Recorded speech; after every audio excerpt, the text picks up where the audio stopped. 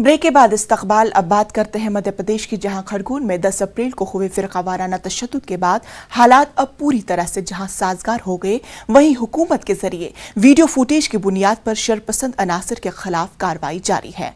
Police इंतजामिया के जरिए अब तक 154 लोगों के खिलाफ कार्रवाई की गई है, जिनमें से 2 लोगों के खिलाफ NSA भी लगाया गया है।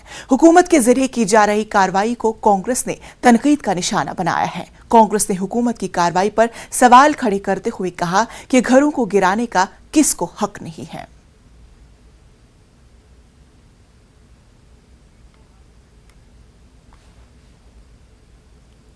खरगोन के अंदर वीडियो फुटेज जो आए हैं, उन वीडियो फुटेज के अंदर लोग पहचाने जा रहे हैं। अभी तक 154 लोग कुल गिरफ्तार हुए। 2 लोगों पर रासुका की कार्रवाई की है। मोहसिन उर्फ नाती,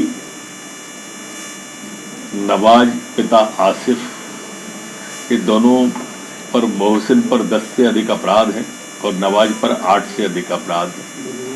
जो विजुअल फुटेज आए हैं उनमें ये साबित हुए हैं। SP साहब पर जो गोली चलाई थी वो व्यक्ति भी पहचान लिया गया है। वसीम उर्फ मोहसिन उसका नाम है, वो भी पहचान लिया गया है।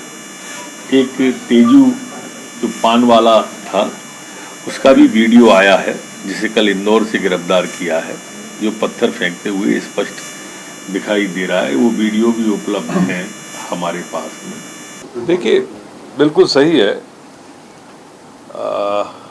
घर की राइट एक कॉन्स्टिट्यूशनल राइट है, जिसमें जो सुप्रीम कोर्ट ने कहा है, उसको एक्वायर करना, तोड़ना किसी का भी हक नहीं है।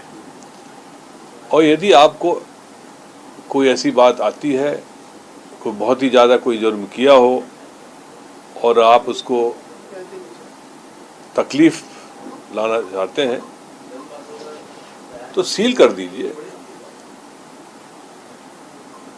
सरकार के कोई योजना के तहत उसका इस्तेमाल कर लीजिए, लेकिन राष्ट्रीय संपत्ति को बुलडोजर से समाप्त करने का कोई अधिकार किसी को नहीं है।